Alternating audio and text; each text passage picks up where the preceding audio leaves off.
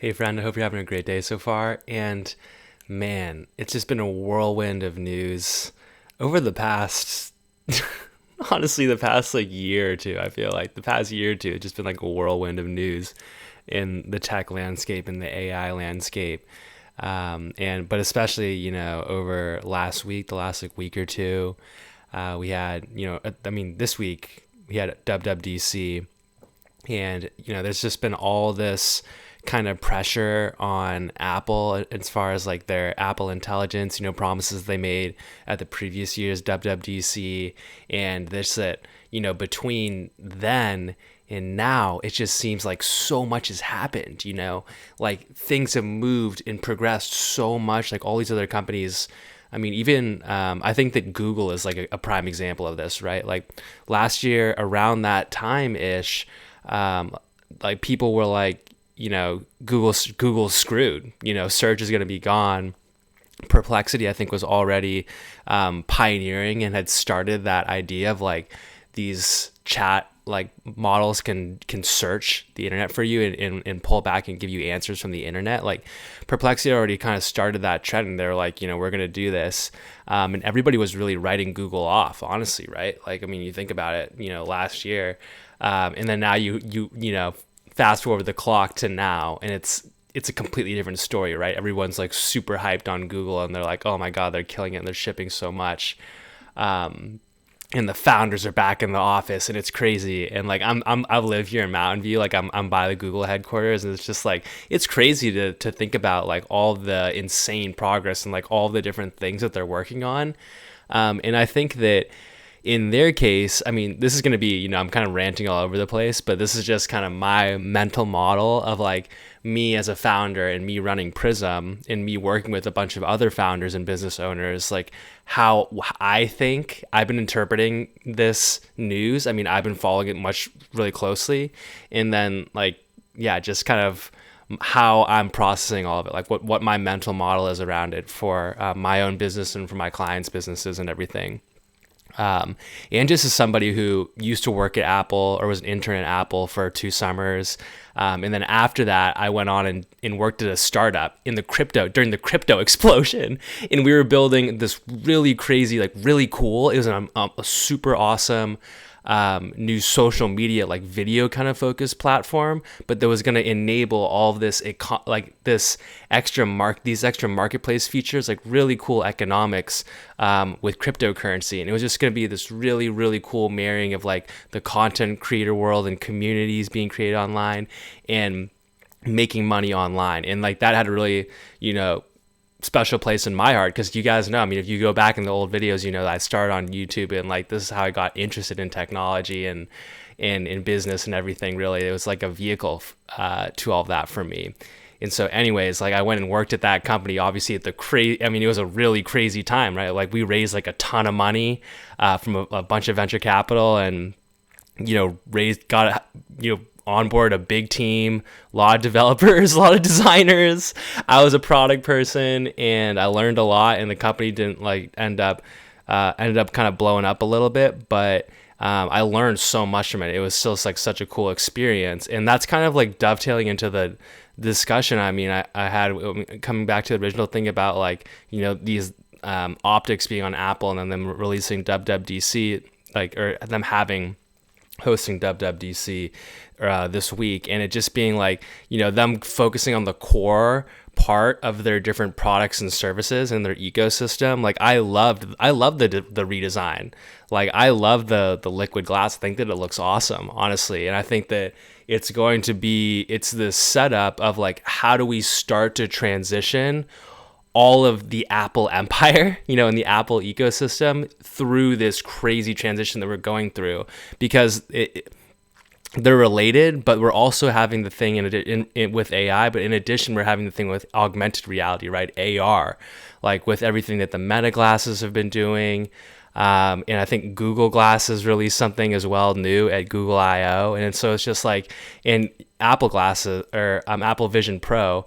And all of this is like, I think they're trying to move all of their existing stuff that's in like these legacy platforms that we all know. So like the iPhone and the MacBook Pro and Apple TV and like, you know, all of these kind of like older things that have been around for the last couple of decades, these older technology, like hardware products that we've used, like all of that is basically about to change, right? Like we're about to go into this world. This is what there's all these companies are telling us now, that it's like, it's going to be glasses, like augmented AR glasses, like the Tony Stark glasses or whatever, right? Like, and that's going to be the world that we live, that we're moving more towards, instead of this thing of like, screens and phones, and you know, the devices are going to look really different. And so I think that it's their way of like trying to get in front, well, I mean, as much as possible, trying to get in front of it, or just build off of this little, like, you know, they're kind of like stuck this wedge in with Vision Pro, and people will write off Vision Pro or whatever. A lot of people are like, oh, it's not successful or whatever. But you know, I think that Vision Pro is a lot like the first Tesla cars, where it's, you know, super expensive. There's not that many of them, not that many people are really using them, and it's kind of like a toy for like, you know, really like people that are super into it, you know, like people that are really into like AR and VR, and that want the best stuff and are willing to pay that super high ticket.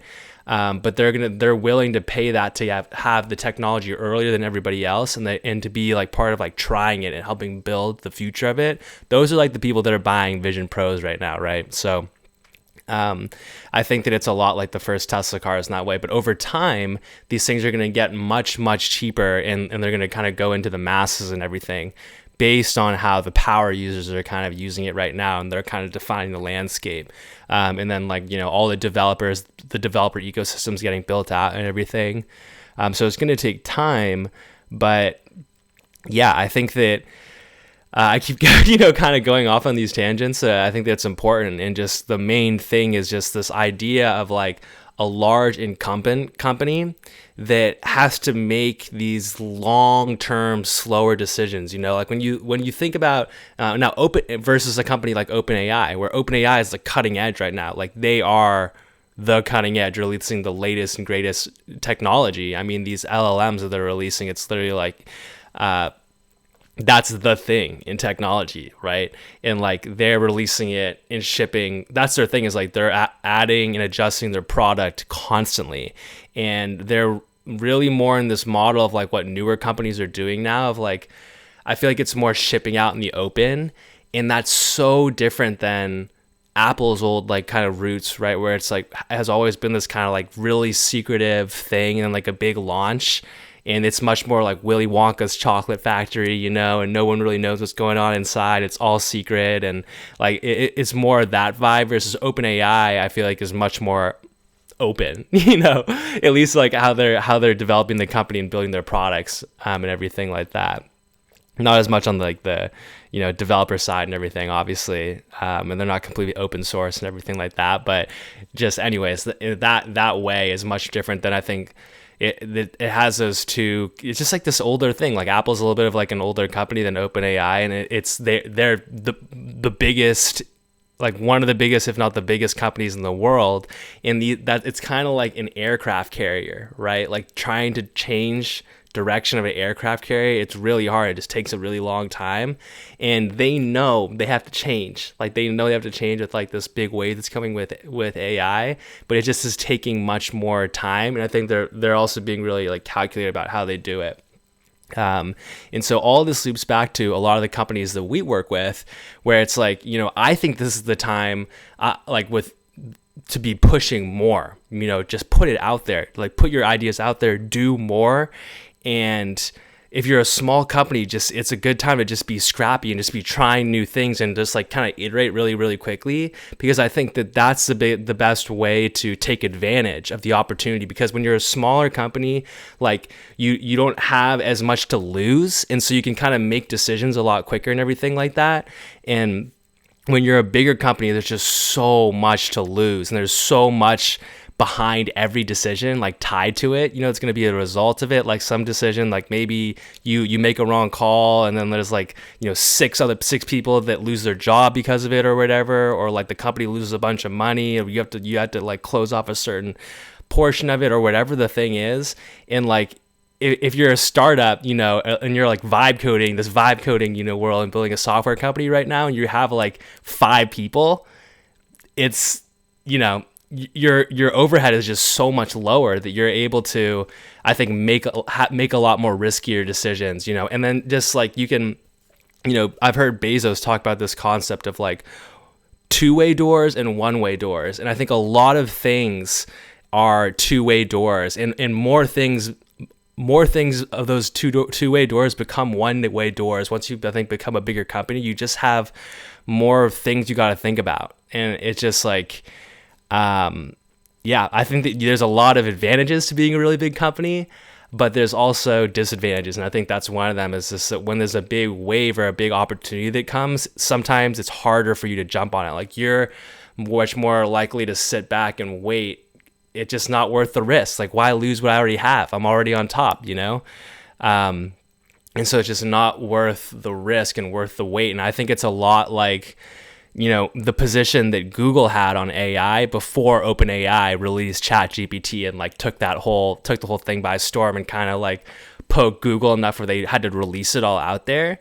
But yeah, it's just like a really cool time. It's like the craziest time in technology, right? In Silicon Valley. And like I hear VCs talk about this too, where they're just like, you know, there was this like time period, this like kind of lull where you're trying to find which company or which horse to bet on, or which climber to bet on who's going to go all the way up to the top of the mountain, but you're not really sure, you know. And I think it's just like there hasn't really been any like amazing opportunities that have been emerging, you know, over the past, if you look at the past like 10, 20, 30 years, but or maybe like 20 years or whatever, but or maybe more like 10 years, because we have, but anyway, it's like just for a long time, right? But now is this wave where there's all this stuff coming. I think there's so much opportunity.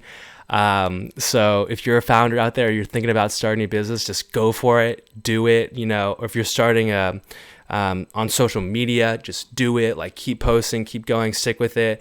You know, I think that whether if you're like starting a software company, you're starting to push out your first code, like just do it, just start, get something out there and then iterate through it and make it better, get customer feedback and get better over time. You know, I think releasing a successful software product is a lot like building a successful like YouTube channel, where like you hear Mr. Beast talk about, where it's like, you know, you need to post like at least 100 videos and like none of them are going to get any views at first, but just keep trying to make like one thing better with each video and each iteration. And I think that's the right way to approach the time that we're at right now. And if you're a founder or you're a business owner thinking about your business and like, okay, what's something we can make like a little bit better, or try, what's a little experiment that we can run, or how can we do this, or think about this differently. Like, it's just not the time to be like lazy and just be like, okay, let's just sit back and do the normal thing we've been doing.